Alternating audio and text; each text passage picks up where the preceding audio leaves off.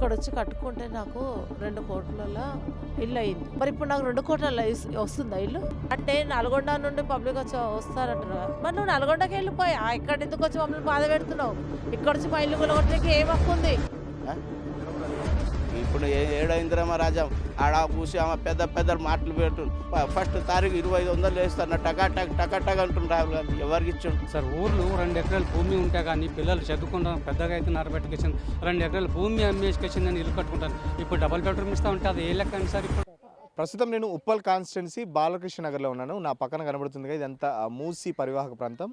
ఈ మూసీని అనుకొని చెప్పేసి ఇక్కడ చాలా వరకు అయితే అటు సైడ్ కూడా చూసినా ఆ బిల్డింగ్స్ అన్నీ అవపడుతున్నాయి. ప్లస్ ఇటు మూసీని అనుకొని ఇటు కూడా బిల్డింగ్స్ చాలా అయితే చాలా ఏళ్ళుగా ఇక్కడ ఉంటున్నారు. ఈ దాదాపు ఆ బిల్డింగ్స్ అన్నీ చూస్తున్నాం దాదాపు G+4 G+5 ఇట్లా చాలా పెద్ద ఎత్తున అయితే చాలా నిర్మాణాలు అయితే జరిగాయి. వీటన్నిటికి సంబంధించి ఆర్బీఎక్స్ కానీ గత 2-3 నెలల నుంచి ఏదైతే రేవంత్ రెడ్డి ప్రభుత్వం చాలా ప్రతిష్టాత్మకంగా తీసుకుంది మూసీ రివర్ ఫ్రంట్ అని చెప్పేసి, లేకపోతే మూసీ పునరుజ్జీవనం అని చెప్పేసి, లేకపోతే మూసీ ప్రక్షాళన అని చెప్పేసి ఏ పేరు పెట్టి పిలిచినా ఇప్పుడు ఆ మూసీ ప్రక్షాళన కంపల్సరీ జరగాల్సిందని చెప్పేసి రేవంత్ రెడ్డి ఎట్టి పరిస్థితుల్లో తగ్గేది లేని చెప్తున్నాడు. సో ఇక్కడ చూస్తున్నాం కదా బిల్డింగ్స్ అయితే చాలా పెద్ద ఎత్తున అయితే వచ్చాయి. వీళ్ళు దాదాపు కొన్ని కన్స్ట్రక్షన్స్ అయితే దాదాపు 30-40 ఏళ్ళ నుంచి ఇక్కడే ఉంటున్నామని చెప్తున్నారు. కొన్ని అయితే చాలా రీసెంట్ కన్స్ట్రక్షన్స్ ఉన్నాయి.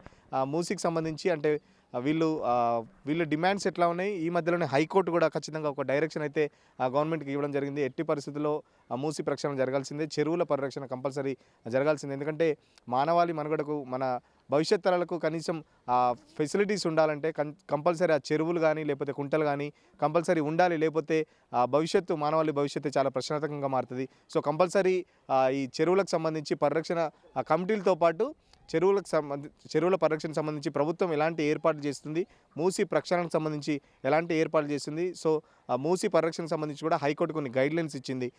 నిర్వాసితులకు సంబంధించి వాటికి ఎలాంటి పరిహారం చెల్లించాలి, లేకపోతే ఎట్లా ముందుకెళ్ళాలి. మూసీ ప్రక్షాళనకు సంబంధించి హైకోర్టు కూడా కొన్ని గైడ్లైన్స్ అయితే ఫ్రేమ్ చేసింది.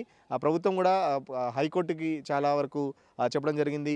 మేము కొన్ని రూల్స్ ప్రకారమే ఆ మూసీ పరివాహక ప్రాంతాల్లో ఉన్న వాళ్ళందరినీ ఒప్పించే వాళ్ళందరినీ సేఫ్టీ ప్లేస్లకు లేకపోతే వాళ్ళకు ప్రత్యామ్నాయాలు చూపెడుతున్నామని చెప్పేసి ప్రభుత్వం కూడా ఒక నివేదిక హైకోర్టుకి ఇచ్చింది. చూద్దాం మనం ఈ హైకోర్టు తీర్పుపై ఇక్కడ మూసీ పరివాహక ప్రాంత ప్రజలు ఏమనుకుంటున్నారు, ఆ మూసీ పునరుజ్జీవనం గురించి వాళ్ళ ఈ ప్రాజెక్టు గురించి ప్రజలు ఏమనుకుంటున్నారు. మరి హైకోర్టు తీర్పు కూడా రేవంత్ రెడ్డికి కొంచెం అనుకూలంగా వచ్చింది కదా, సో ప్రజలు ఏమనుకుంటారు అనేది వాళ్ళని అడిగి తెలుసుకుందాం. చూస్తున్నాం కదా ఇప్పుడు మనకు ఒక బిల్డింగ్ ఉంది. ఇది రీసెంట్గా కన్స్ట్రక్షన్ అయింది. దాదాపు ఈ బిల్డింగ్ ఒక 2-3 నెలల కిందనే వాళ్ళు గృహప్రవేశం కూడా చేసుకున్నారు. ఈ బిల్డింగ్ కట్టడానికి దాదాపు ల్యాండ్ తీసుకొని కన్స్ట్రక్షన్ అయిపోయే వరకు దాదాపు 1,50 లక్షలు అయింది. సో గవర్నమెంట్ చెప్తుంది కొందరికి డబుల్ బెడ్రూమ్ ఆల్రెడీ ఇచ్చాం, డబుల్ బెడ్రూమ్ అలాట్ కూడా చేసినామని చెప్పేసి. మరి ఇంత ఓన్ హౌస్ కట్టుకున్న వాళ్ళు డబుల్ బెడ్రూమ్కి వెళ్ళరా అనేది మనతో పాటు కొంతమంది స్థానికులు ఉన్నారు. వాళ్ళు ఎప్పటి నుంచి ఉంటున్నారు, వాళ్ళ డిమాండ్స్ ఏంటి అనేది వాళ్ళని అడిగి తెలుసుకుందాం. సార్ ఏంటి మూసీ పరివాహక ప్రాంతానికి సంబంధించి అంటే మూసీ పునరుజ్జీవనకు సంబంధించి గవర్నమెంట్ అయితే తగ్గలేదు, మీకు ఎలాంటి నష్టపరిహారం కావాలి, గవర్నమెంట్ ఏం కోరుతుర్రు? నష్టపరిహారం అంటే మేము ల్యాండ్ పెట్టుకున్నాం సార్ ఓపెన్ మార్కెట్లో. వీళ్ళేమో ఏదో డబుల్ బెడ్రూమ్ ఇస్తామంటున్నారు, ఇంకేదో ఇస్తామంటున్నారు. మాకైతే అది వద్దు. కేసీఆర్ ప్రభుత్వంలో డబుల్ బెడ్రూమ్ ఫ్రీగా ఇస్తున్నాడు ఆయన. ఈయన మా ఇల్లు తీసుకుని డబుల్ బెడ్రూమ్ ఇవ్వడం ఏంటి? కాదు కదా. కాబట్టి మాకేంటంటే ఒకవేళ సరే ఏదైనా ఎలాంటి పరిస్థితుల్లో ఉన్నా హైకోర్టు ఆర్డర్ కూడా ఇచ్చింది, మేము దానికి రెడీ ఉన్నాం. మాకు ల్యాండ్కి సంబంధించి మాకు రేటు కావాలి, మాకు ఇల్లు కట్టినాం కాబట్టి మాకు ఇల్లు ఖర్చులు కూడా కావాలి. ఎంత అంటే ఎంత యాజ్ పర్ ఓపెన్ మార్కెట్లో దానికైతే మేము సిద్ధం.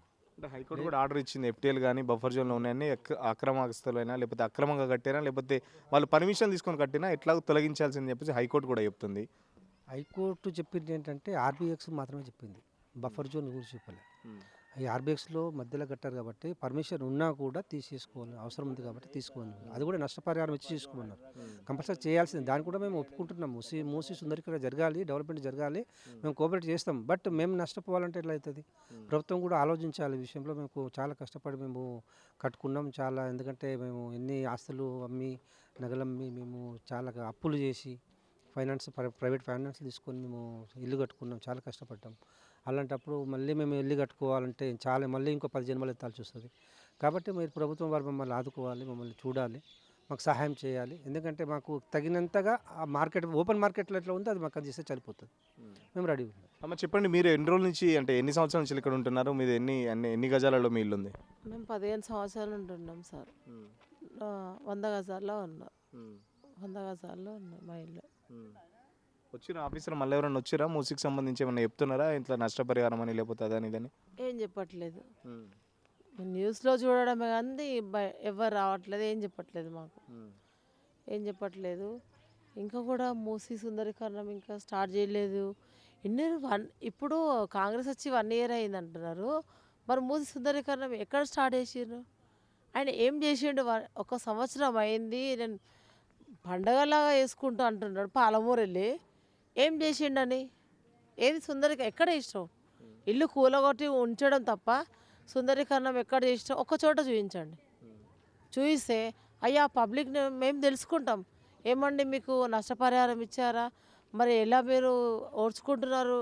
మేము అక్కడ ఊర్లో పొలాలు అమ్ముకొని ఇక్కడ సిటీలో వచ్చి ఉండడం కారణం ఉంటుంది కదా. దేనికైనా పిల్లలు చదువుకుంటున్నారు, ఎందుకు అక్కడ ఉండి మేము ఎందుకు ఉండాలి? పిల్లల కోసం మేము కూడా ఇక్కడ వచ్చేసాం. మనం ఏం గవర్నమెంట్ జాబ్లో ప్రైవేట్లో చేసుకోవాలి, ప్రైవేట్ జాబులు అని చెప్పి అమ్ముకొని వచ్చి ఇక్కడ బతుకుతున్నాము. ఇప్పుడు గవర్నమెంట్ కోర్టు నుండి కూడా ఆర్డర్ ఇచ్చినట్టు కదా. కోర్టులో నాయకులు పబ్లిక్ను దౌర్జన్యం చేసుకొని లాక్కోమంటున్నారా సార్? కోర్టు చెప్తుంది నష్టపరిహారం అని చెప్తుంది. నష్టపరిహారం ఇచ్చే వాళ్ళని ఒప్పించే చేసుకోమని చెప్తుంది కోర్టు. మరి నష్టపరిహారం అంటే ఇప్పుడు నాకు 1.5-2 కోట్లు అమ్ముకున్నాను నేను. ఇక్కడ వచ్చి కట్టుకుంటే నాకు 2 కోట్లలో ఇల్లు అయింది. మరి నష్టపరిహారం అంటే సార్ అప్పుడంటే 2 కోట్లు అయింది. మరి ఇప్పుడు నాకు 2 కోట్ల వస్తుందా ఇల్లు? మనం డబ్బులు కట్టియండి, డబ్బులు కట్టించి తీసుకోండి. నీకు మూసి ఎంత ఉందో సుందరీకరణ అంటే చుట్టుముట్టు క్లీన్ చేసి సుందరీకరణ కొలతలు చూడండి ముందు. నువ్వు రావయ్యా రేవంత్ రెడ్డి గారు, పండగ వేసుకొని పాలమూరు వెళ్తున్నావు, ఒకసారి సెక్యూరిటీ లేకుండా రాలేవా? నీకెందుకు భయం? నువ్వు పెద్ద ముఖ్యమంత్రి కదా, నీ పైన చేయేస్తారా ఒక మాట? ఆయన వచ్చి మాట వస్తుందా పబ్లిక్కి? వస్తా అంటాడు, మీ దగ్గరికి వస్తా అంటాడు, పాదయాత్ర వేస్తాడు, మీ దగ్గర మీ సమస్యలని తెలుసుకుంటాడట ముఖ్యమంత్రి. ఏం చెప్తారు మరి ముఖ్యమంత్రికి? కోరుకునేది కూడా అదే, మా సమస్యలు తెలుసుకో. నువ్వు ముందు తెలుసుకున్న తర్వాత నీ పన్ను స్టార్ట్ చేసుకో. నీకు ఏదైనా అడ్డుగా ఉందా? దౌర్జన్యంగా ఎవరో తీసుకున్న వాళ్ళు ఉన్నారా? వాళ్ళని తొలగించు. మూసి దగ్గర దౌర్జన్యంగా తీసుకున్న వాళ్ళు తొలగించి మేము కూడా దాన్ని సహకరిస్తాం. కానీ డబ్బులు పోసి కొనుక్కున్న వాళ్ళు అన్ని ఎలక్ట్రిసిటీ బిల్లు, వాటర్ బిల్లు అన్నీ రిజిస్ట్రేషన్తో సహా కట్టుకున్న వాళ్ళు మాత్రం ముట్టుకుంటే మాత్రం చాలా అన్యాయము. ఇది చాలా బాధాకరకం. ఇంకా మాకు మనసులో పోతలేదు. చెప్పి అనౌన్స్మెంట్ అనేది అది ఫిక్స్ అయిపోయింది పబ్లిక్లో. నా నల్గొండ నుంచి లక్షల పబ్లిక్ తీసుకొచ్చి ఇక్కడ బుల్డోజర్కి అడ్డం వస్తా అంటున్నారు కదా. ఒక్కొక్కరిని చంపుకుంటా బుల్డోజర్ తీసుకుపోతా.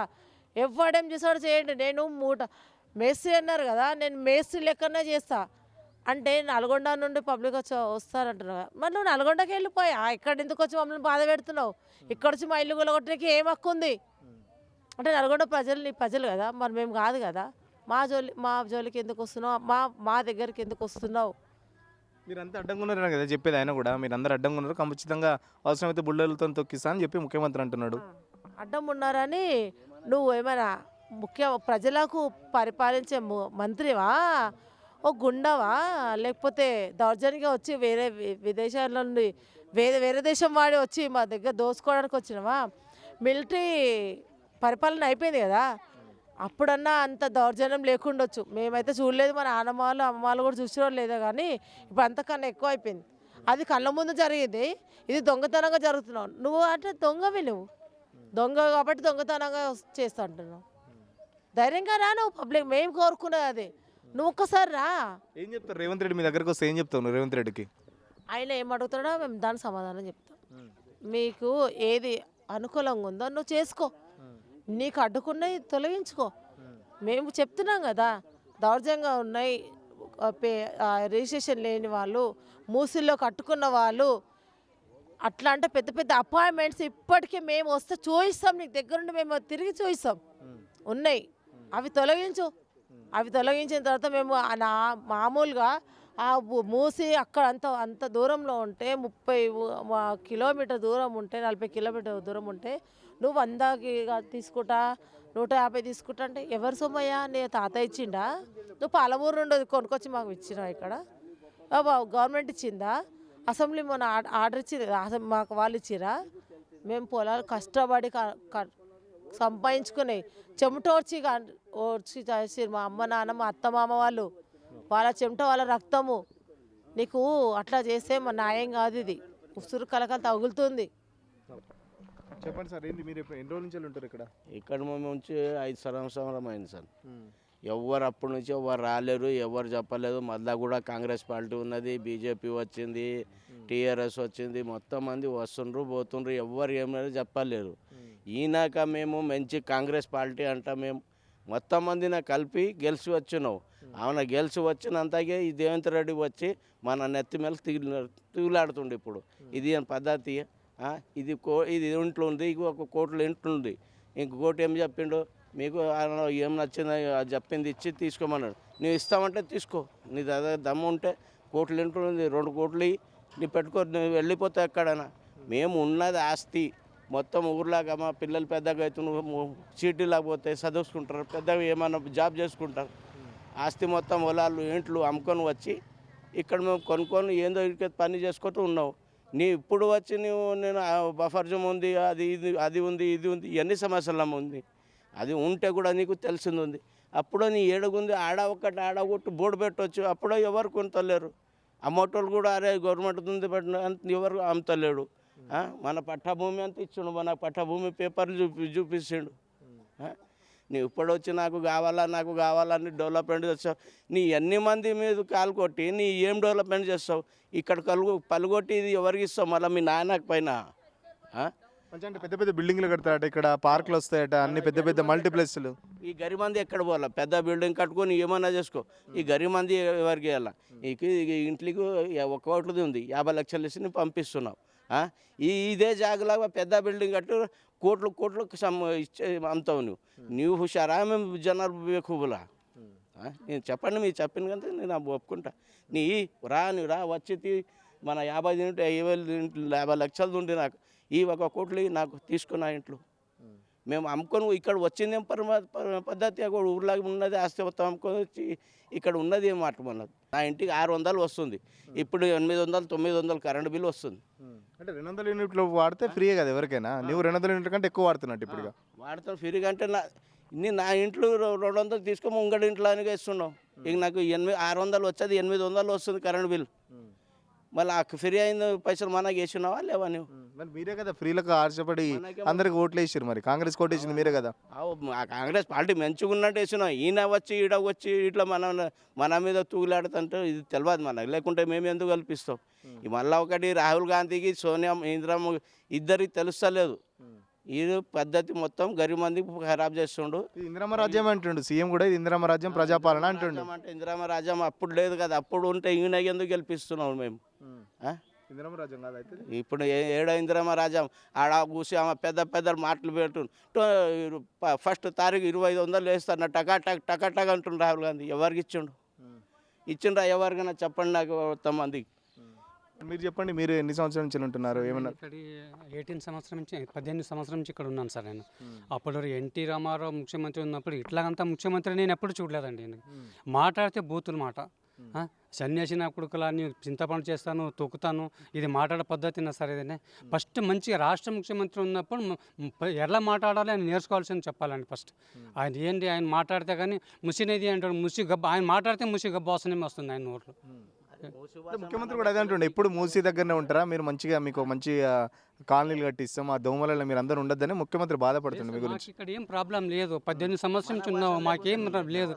ఎక్కడ అటు ఇటు పంపే బదులు మా ఇక్కడ మంచిగానే ఉన్నావు. ఏమైంది చూడండి, 18 సంవత్సరం నుంచి ఇక్కడ ఉన్నాం, మాకేం ప్రాబ్లం లేదు సార్. ఊర్లు 2 ఎకరాల భూమి ఉంటే కానీ పిల్లలు చదువుకుంటాను, పెద్దగా అవుతున్నారు బట్టి 2 ఎకరాల భూమి అమ్మేసుకొచ్చి నేను ఇల్లు కట్టుకుంటాను. ఇప్పుడు డబల్ బెడ్రూమ్ ఇస్తా ఉంటే అది ఏ లెక్క అండి సార్? ఇప్పుడు 60 లక్షలు 70 లక్షలు ఇల్లు కుళ్ళు కొట్టుకేసి నేను డబల్ బెడ్రూమ్ అంటే అది న్యాయం అండి? 60 పట్టంచూరు అవతల 60 కిలోమీటర్ దూరం నేను ఎక్కుతానా సార్? ఇప్పుడు షుగర్ ఉంది, బీపీ ఉంది, ఆ బిల్డింగ్ ఎక్కగలుగుతానా? ఒక పాల ప్యాకెట్ తీసుకొస్తానా? లేదు. ఒక బిందె నీళ్ళు తీసుకొస్తానా? లేదు. ఎట్లా ఉండాలి చెప్పండి మీరు? ఏం చెప్తారు మరి ముఖ్యమంత్రికి? ఏం చెప్తారు? ముఖ్యమంత్రి ఏమంటారు సార్? ఇప్పుడు హైకోర్టు కూడా ఆర్డర్ ఇచ్చాను కదా, మాకు ఏం రేట్ నడుస్తుంది, దాని రేటు బట్టి ఇచ్చేస్తే ఆయన వెళ్ళిపోమంటే కానీ దానికి మనం వెళ్ళిపోదని ఉన్నాం. అంటే మార్కెట్ రేట్ ఇస్తే సిద్ధమే మీరంతా. మనం ఎంత మార్కెట్ రేట్ ఇస్తే కాదు సార్, ఇప్పుడు మనం ఎంత ఖర్చు పెట్టినామో ఆ రేట్ ఇస్తారంటే వెళ్ళిపోదానికి సిద్ధం సార్. ఇక్కడ మస్తు జాగం ఉంది సార్, దీంట్లో మనం కట్టుకోవచ్చు. ముసి పునర్జన్మ చేస్తాడా, ముసి సుందరీకరణ చేస్తాడు. ఇక్కడి నుంచి అక్కడ మొత్తం ఏం లేకుండా కానీ 1000 మీటర్ వరకు ఉంది, అంతా వదిలేసి పేదవాళ్ళు ఇల్లు కొడతారంటే ఎట్లాగండి సార్? అంటే ఇక్కడ మీరు అడ్డంగా ఉన్నారు కదా, పెద్ద పెద్ద మల్టీప్లెక్స్లు, సినిమాలు ఇవన్నీ. మీరు అంటే ముఖ్యమంత్రి చెప్తున్నా మీరంతా అవన్నీ ఆయన అనుకున్న ప్రాజెక్ట్ చేయాలంటే ఇక్కడ బిల్డింగ్స్ ఇవన్నీ అడ్డం వస్తున్నాయి కాబట్టి ఇవన్నీ తీసేసి పెద్ద పెద్ద వాళ్ళకి, కార్పొరేట్ వాళ్ళకి మళ్ళీ పెద్ద పెద్ద హోటల్స్, మాల్స్ కడతా అని అంటున్నాడు. అవును సార్, పెద్ద పెద్ద హోటల్ మాస్ కడతాం, వాళ్ళు భేదవాళ్ళు కనిపిస్తా లేదండి ఆయనకి. బస్తీ మన బస్తీ కూడా నుంచి సూట్ కేసు వెళ్ళిపోతే ఆయన నోరు ముచ్చుకుంటాడు ముఖ్యమంత్రి కదా, అట్లాగంటే ముఖ్యమంత్రి అండి ఆయన. అదేం పద్ధతి నా భేదవాళ్ళకి తీసేసి నేను విఐపి వాళ్ళకి, అదాని వాళ్ళకి ఇస్తాడంటే ఏం లెక్క సార్? అది మంచి పద్ధతి కాదండి అదేండి. సార్ మీరేం చెప్తారు? చెప్పేది ఏముంది సార్, మేము కూడా 18 సంవత్సరాల నుంచి ఉన్నాం. ఏమో ఒక 100 గజాల్లో కట్టుకున్నాం ఇల్లు, ఒకటే ఫ్లోర్ వేసిన. ఎందుకంటే ఎప్పుడు ఏమో జరిగితే తెలియకుండా. ఇంత ముందుకు ఒకసారి సర్వే వచ్చినారు, ఎవరు కేటీఆర్ ఉన్నప్పుడు. అప్పుడు సర్వే చేసి ఆయన ఏం చేయలేదు. ఒక్కటే మాట చెప్తాను సార్, యూపీలో యోగినాథ్ గంగా నది మీద 235 కిలోమీటర్లు చేశాడు, ఒక్క ఇల్లు కూడా తీయలేదు. అట్లా ఇల్లు తీసేయాలంటే ఫస్ట్ వాళ్ళకి ఇల్లు కట్టి షిఫ్ట్ చేసి తర్వాత తీయాలంటే ఆయన కాంట్రాక్ట్కి ఫస్ట్ చెప్పాడు. ఎవరికి గరీబుడికి ఒక్కటి ఇల్లు తీయదు. ఈయన 20-30 కిలోమీటర్ కాదు, 235 కిలోమీటర్ ఒక్క ఇల్లు కూడా తీయకుండా చేసినారు. ఇది ఎంత ఎంత పెద్ద 8 మీటర్ ఉంది, ఇది చేసుకోవచ్చు కదా. అంటే వాళ్ళ ఇప్పుడు డబ్బులు సంపాదించాలి ఎట్లా అని. అది పెద్ద పెద్ద మాల్టిక్స్ బిల్డింగ్, డబ్బులు సంపాదించే ఆశ లేదట ముఖ్యమంత్రి కారెడ్డి. చాలా చిన్న వయసులో ముఖ్యమంత్రి పదవి వచ్చిందట. గరీబోళ్ళని తీసేసి ఆశ లేదంటే ఎట్లా సార్? గరీబోళ్ళని తీసేసి చేసేదే అదే పని. ఎందుకంటే ఇది సిటీ సెంట్రల్లో ఉంది, అందరికీ కళ్ళు ఇదే. ఇటు పోయిన 7 కిలోమీటర్, ఇటు పోయిన 7 కిలోమీటర్, ఎటు పోయిన 7 కిలోమీటరే. ఆయన డబుల్ బెడ్రూమ్ ఇస్తా అంటారు, 4 ఫ్లోర్ ఎక్కి. ఇప్పుడు ఈ దిగల 64 ఏజ్, ఎక్కి దిగగలమా మనం? లేదు, ఆల్రెడీ ఏజ్ అయిపోయింది, ఇంకేం సంపాదించలేము. ఈ ఇల్లు పోయిందంటే రోడ్డు మీద పడుతున్నాం. ఇంకొకటే సార్, ఉరి వేసుకోవాలి, ఇంకా ఆత్మహత్య చేసుకోవాలి. హలో, నమస్తే రేవంత్ రెడ్డి సాబ్. బాగుండవా? మంచిగా ఉండవా? ఎట్లెట్లుండవు? మళ్ళీ మమ్మల్ని ఏం గతి చేస్తావు? మళ్ళీ ఈ నెలలనే మూసి వీనికి వస్తాని తీసేస్తా అంటే మళ్ళీ ఇంకెప్పుడు తీసేసేది అయిపోయింది. అక్కడ రాజస్థాను, బెంగళూరు, గింగళూరు అంతా పోయొచ్చినావు. అవన్నీ హైకోర్టు గీకోర్టు మధ్య ముచ్చట్లన్నీ అయిపోయినావే. మళ్ళీ ఏం చెప్పిండ్రు హైకోర్టు? అయ్యో రామచంద్ర, హైకోర్టు తీర్మానం ఇచ్చిందంట కదా, ఇవాళ వస్తున్నావంట కదా నువ్వు. మళ్ళీ ఎందుకు రాలేదు? మేమందరం నీ కొరకై మూసిపడితే అందరం కూర్చున్నాము. మిరపోడి రోకలి బండలు తయారుగా పెట్టుకొని కూర్చున్నాం. ముఖ్యమంత్రి వస్తాడని. మళ్ళీ ఎట్లా చేస్తాను చెప్పు? ముఖ్యమంత్రికి వస్తే మీ దగ్గరికి వస్తా అంటే ఏం చెప్తావు ముఖ్యమంత్రికి? మా దగ్గరికి వస్తేనా మాకు ఇచ్చేది చేయాలి, నష్టపరిహారం కట్టియాలి. హైకోర్టు చెప్పింది 6 తాళ్ళ వస్తున్నాయి. హైకోర్టు చెప్పింది, సుప్రీంకోర్టు చెప్పింది, ఈ మోడీ చెప్పిండు. వాళ్ళ ఇండ్ల దగ్గర పోయి వాళ్ళకు నష్టపరిహారం చూసి మంచిగా వాళ్ళని కుదట పెట్టి వాళ్ళని ఏదో ఇస్తాను, 1 రూపాయి ఇస్తావా, 2 రూపాయలు ఇస్తావా, 3 రూపాయలు ఇస్తావా, ఎంతనో ఇస్తావు. ఏ జాగాలు చూసి ఏ దానికి ఉన్న ఇల్వ దానికి వేసి ఇచ్చి వాళ్ళని కుదట పెట్టి నీవు ఇక్కడ వస్తే నీకు బిల్లు పాసు, లేకపోతే గోయిందా అని చెప్పిండ్రు. అంతవరకు అది ఒకటి. మాకు 6 గ్యారంటీలు ఇస్తున్నావు. ఏ గ్యారంటీ ఇచ్చినావు? ఒక లేడీస్కి ఇచ్చినావు, ఒక గ్యారంటీ ఇచ్చినావు. వాళ్ళు సిగలు పట్టుకొని కొట్టుకుంటుండరు. ఆ సిగలు ఇడిచిపెట్టు. ఆ గ్యారంటీలు ఎవరికి గట్టిగా ఉండే, నిక్రయం ఎవరికి ఆదాయం వస్తుంది? గవర్నమెంట్కి, మీ ఎంప్లాయ్మెంట్కి వస్తుంది. మీ జీతాలు చేసేటోళ్ళ గవర్నమెంట్ వాళ్ళకే ఉండరు. ఆ బస్సుల్లో ఆడోళ్ళు పిరిగా తిరిగేటోళ్ళు, రోళ్ళు ఉడిచి ఇండ్ల పనులు చేసి కూలినాలు పోయి ఆ ఉప్పరి పని చేసి వాళ్ళకి ఏంది లేదు. వాళ్ళు ఏడాదికి వదిలిన తల్లిగారింటికి పోదామన్నా కూడా ఇంటికాడ మొగోళ్ళ దొల్లే తట్టలేదు. ఇప్పుడు మొగోళ్ళ నీ నుంచి మొత్తం జైలుకి పట్టి, ఒక్క పిల్ల లేకుండా, రాజ్యంలో లేకుండా జైలుకి పట్టిస్తే ఇంకా ఆడవాళ్ళు మొత్తం ఓట్లు వేస్తారు నీకు. మళ్ళా రాబోయే దాంట్లో మంచి ముఖ్యమంత్రి అవుతావు. అప్పుడు నీవు వచ్చే 5 ఏళ్ళు, 4 ఏళ్ళే ఉంది, ఇంకా 5 ఏళ్ళు ఆడుంది ఒకటివా. మళ్ళీ వచ్చేది కూడా ఆయన్నే వస్తాడు, కరెక్ట్ వస్తాడు. ఇంకా మళ్ళీ ఇప్పుడు కేసీఆర్ 10 ఏళ్ళు లేలే, ఆయన అట్లా 10 ఏళ్ళు వెళ్తాడు. కేసీఆర్కి ఏం చెప్తాడు? కేసీఆర్ నీవు ఇచ్చిన చీరలు బుడ్డసేన్లకు కట్టినరు అని చెప్తావు. మరి నీవు ఇచ్చిన చీరలు నీ చీరలు లేవు నీ చీరలు తీసుకొచ్చి మోసిపోడుతా ఈ పక్క ఆ పక్క కట్టి మూసిపోడతా కట్టి సుందరీకరణ చెయ్యి. సిమెంట్కు పిరే ఉంది, సిమెంట్ కొనలేవు, నీ తన డబ్బులు లేవు, సిమెంట్ పిరే ఉంది. ఈ పక్క ఆ పక్క చీరలు కట్టి చెయ్యి. మహిళల చీరలు పుణ్యం వస్తాయి, మహిళలు కూడా మెచ్చుకుంటారు నిన్న చీరలు కడతా. అబ్బా మూసిపోడతా చూడు ఎంత మంచిగా కట్టిండు రేవేందర్ రెడ్డి మాకు వచ్చి అని అనుకుంటారు. సార్ నువ్వు మంచిగా ఈ నుంచి ఒక జ్ఞానం తెచ్చుకొని ఉండు. మమ్మల్ని ముంచి మా ముసలోళ్ళకు పింఛన్లు ఇస్తా అని మేము మనవరాన్లు కాళ్ళు చేతులు ఒత్తుతుండరు. మా తాతకి ఇవాళ వస్తాయి 4,000, అయ్యాళ్ళు వస్తాయి 4,000, ఆ నెలకు వస్తాయి 4,000, ఈ నెలకు వస్తాయి 4,000 అని కాళ్ళు వచ్చినప్పుడల్లా 500 ఇస్తామమ్మా అని మేము చెప్పుకుంటున్నాం. చెప్పుకొని మొన్న మా మనవరాలుండి నీ 500 నీవిన మనవయ్య అని కర్రు తీసుకొని మెడ చుట్టూ ఆతబెట్టి నీ చేసే పనికి కాళ్ళు ఎక్కడ ఒత్తుకొని కర్రు తీసుకొని ఆతబెట్టిందంటే మెడ చుట్టూ ఇంకా ఇదే కాళ్ళు నీకు అని అది అట్లా చేస్తేవి. 2 లక్షలు మాఫీ చేస్తా అంటివి, 50,000 ఉన్నోనికి అయినాయి, 60,000 ఉన్నోనికి అయినాయి, 1,00,000 లోపు ఉన్నోనికి 1,00,000కి అయినాయి. 2 లక్షల టుబాక్ కొట్టిండు. టుబాక్ కొడతాడు చూడు దసరా పండుగ నాడు, అట్లా టుబాక్ కొట్టిండు ఆడు. ఇంకా ఆడోళ్ళకు 2,500 ఇస్తా అంటివి, అవి 2,500 పోయినాయి, అవి అక్కడ పోయినాయి. ఇంకా ఏముంది చెప్పు? ఇంకా నీవు ఏడ చెప్పినావు ఈ ముచ్చట్లన్నీ, కొల్లాపూర్లో చెప్పినావు, జూపెల్లి తాను చెప్పినావు ఇవన్నీ ముచ్చట్లు. ఆడికి ఎన్ని బండ్లు వచ్చినాయి అలా టూరిస్టులు ఇట్లా 1,00,000 బండ్లు వచ్చినాయి. అలా రాహుల్ గాంధీ వస్తాడని చూస్తే రాలే, రాహుల్ గాంధీ అంటలే. నీవే చెప్పినావు ఈ ముచ్చట్లన్నీ చెప్పి ఆడోళ్ళు మగోళ్ళు ఇవన్నీ కేసీఆర్ కంటే ముఖ్యంగా మాకు మొత్తం వస్తాయని చెప్పి మొత్తం గుమ్మరించుకున్నాం. నేను ఎత్తిన మొత్తం పోసి ఇది తాడు కాదు అని మెడ చుట్టుకున్నాం. తాడు కాదు ఇది నాగువామై కరుస్తుంది ఇప్పుడు. ముఖ్యమంత్రి తాడు అని మెడ చుట్టేసుకున్నాము, ఇది నాగువామైంది పీకుతుంది, ఎక్కడ పడితే అక్కడ పీకుతుంది. మాట్లాడుతున్నాం ఇంకా రా. ఇప్పుడు హైకోర్టు తీర్మానం ఇచ్చింది కదా, ఇంకా మొత్తం కోటి మాటలు ఉన్నాయి. మూసివీనికి వచ్చి సుందరీకరణ చేసి నల్లగొండలకు నీళ్ళు ఇయ్యి, తాగే నీళ్ళు ఇయ్యి, మంచి నీళ్ళు ఇయ్యి. నిన్న పోయి 6 కిలోమీటర్లు పాదయాత్ర చేసినావు. తాను టెంకాయ కొట్టినావంట. టెంకాయ ఆడ కొట్టకపోతే నెత్తిన కొట్టుకోకూడదా? టెంకాయలు కొట్టి యాదగిరి గుట్టను ఆ ప్రమాణం చేసిపోతుంది. మేము తిరుపతి పోతాం, నువ్వు ఈ ప్రమాణం చేస్తే మేము తిరుపతి వేసేస్తాం. మాకు ఇది కాకపోతే ఖచ్చితంగా మా ఇండ్లు పోవద్దు.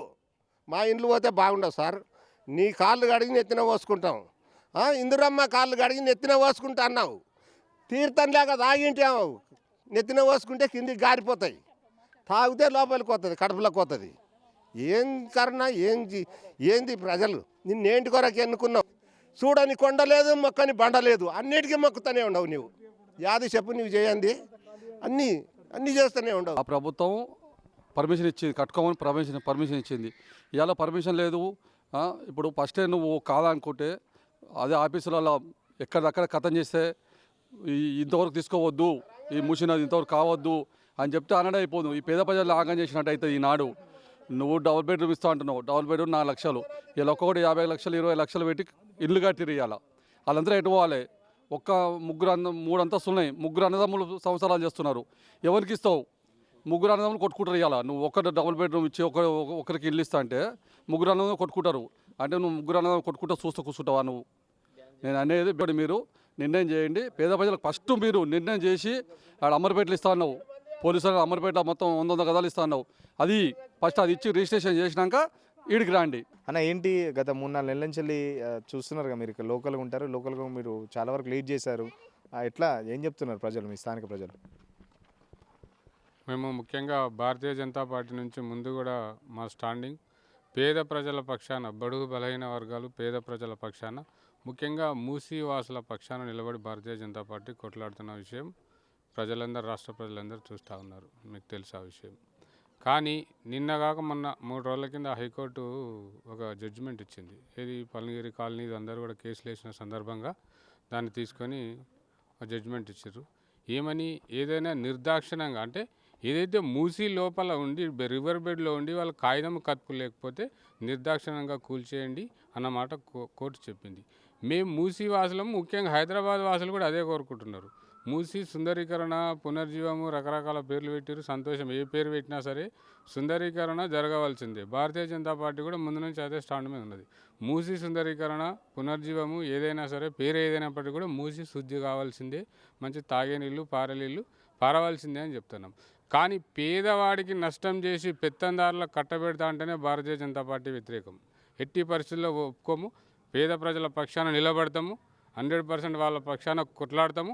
ఎట్టి పరిస్థితుల్లో ఈ రేవంత్ రెడ్డి ఏదైతే మూసీ పేరు చెప్పి ఆయన కాసులు దండుకోవాలని చూస్తున్నాడో బరాబర్ ఆయనకు బుద్ధి చెప్తాము. ఇది జరుగుతుంది రాబో కాలంలో. సార్ మేము 20 ఏళ్ళు, 30 ఏళ్ళు, 50 ఏళ్ళకు ఉన్నాం, జీవనోపాధి సాగిస్తున్నాము. మా పిల్లల పెళ్లి లేని, మేము అందరం మంచిగున్నాము, బాగా హెల్తీగా ఉన్నాము. మేము 60-70 ఏళ్ళైనా ఏ రోగం లేదు, నొప్పి లేదని చెప్తున్నాడు ముఖ్యమంత్రి. మాట్లాడుతున్నారు ఇక్కడ ముఖ్యమంత్రి మాట్లాడుతున్నాడు. ఈరోజు అందరూ రోగము, నొప్పులు, తర్వాత దోమలలో ఉన్నారు, వీళ్ళందరూ సురక్షిత ప్రాంతాలకు వాళ్ళకు పంపించి వాళ్ళకు మంచి లైఫ్ ఇస్తా అని చెప్పి ముఖ్యమంత్రి అంటున్నారు. మరి ఏది నువ్వు దానికి నిరూపణ ఏది? నువ్వు ఏం చేస్తున్నావు? ముఖ్యమంత్రి చెప్తున్నాడు కదా, నష్టపరిహారం ఇస్తాం, నిర్వాసితులు కావాలనుకున్నది ఇస్తాం, కోరుకున్నది ఇస్తామని చెప్తున్నాడు. ముఖ్యమంత్రి మాట మీద నమ్మకం లేదా మీకు? ముఖ్యమంత్రి ఇప్పుడు ఏదో మా శాస్త్రంలో వెనకట అవునా, గానా గాతే రైతే సుంతే రైతే గానా గయా రాత్ గయా అన్నట్టు ముఖ్యమంత్రి కూడా గట్లా ఉన్నది. అసలు ఏమి ఇస్తావు? ఫస్ట్ నువ్వేంది కూలగొట్టుడు పనే పెట్టుకున్నావు కదా, నేను ఎవడు చేసి నువ్వేం చేయాలి?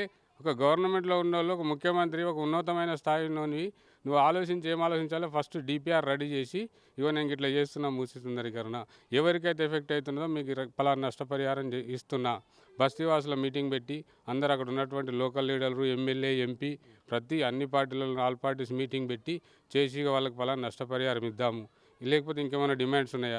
లేదు ప్రజల అభిప్రాయం తీసుకొని, లేదు మా డిమాండ్కి ఇది ఉంది, నువ్వు సరే మా ఇల్లుకి ఒక 50 లక్షల వాల్యూ ఉన్నది, దానికి 40 లక్షలు ఇస్తా అంటున్నావు, కాదే 50 లక్షలు అని వచ్చిన తర్వాత నువ్వు పని మొదలు పెడితే దానికి అందం ఉంటుంది, ప్రజలు కూడా వ్యతిరేకం రాదు. ప్రజాస్వామ్యంలో వ్యతిరేకత పెరిగిన ముఖ్యమంత్రి నా జీవితంలో అయితే ఇవాళ చూడలే.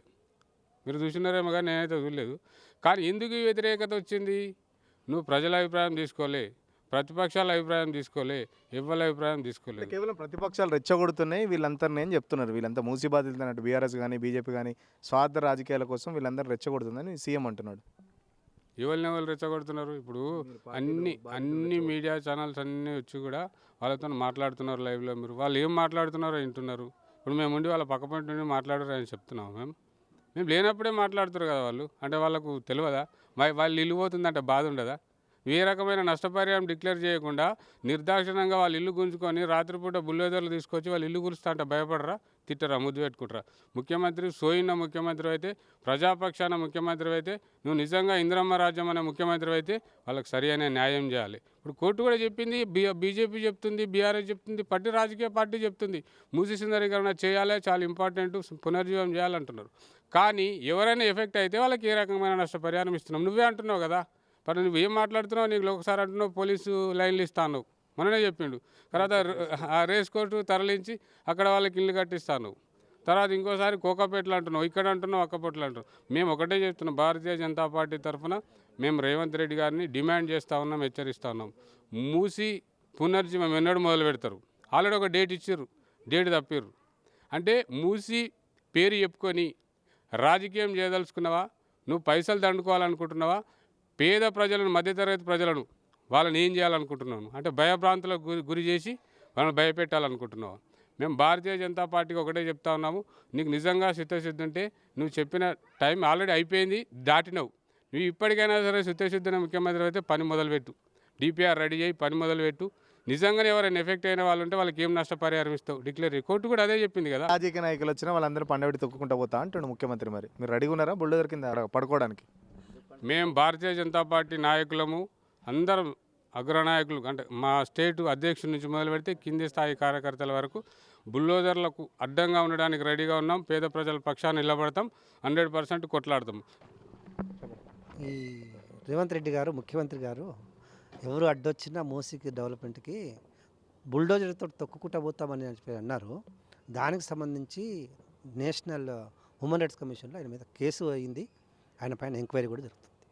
ఇది ఖచ్చితంగా ఏదైతే మూసీకి సంబంధించి పునరుజ్జీవం కానీ లేకపోతే ప్రక్షాళన, మీరు పేరు ఏదైనా పెట్టుకోండి, ఏ ప్రజలు కానీ ఏ పార్టీలు కానీ అడ్డం చెప్పట్లేదు. కంపల్సరీ దాంట్లో ఏదైతే బాధితులు ఉన్నారో, నిర్వాసితులు ఉన్నారో వాళ్ళకు ఖచ్చితంగా వాళ్ళకు సంతృప్తి పడే విధంగా ఏదైనా నష్టపరిహారం ఇచ్చి తర్వాత మీరు అసలు డిపిఆర్ఏ లేదు ఇప్పటివరకు ముఖ్యమంత్రి పూటకో మాట చెప్తున్నాడు తప్ప దానికి సంబంధించి ఎటువంటి కార్యాచరణ లేదు.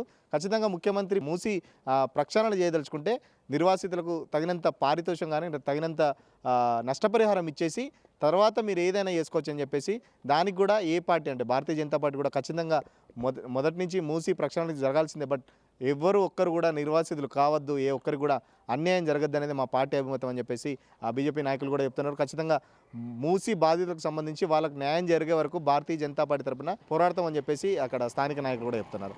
కెమెరా పర్సన్ నూర్పాల్తో సురేష్, పల్లవి టీవీ, హైదరాబాద్.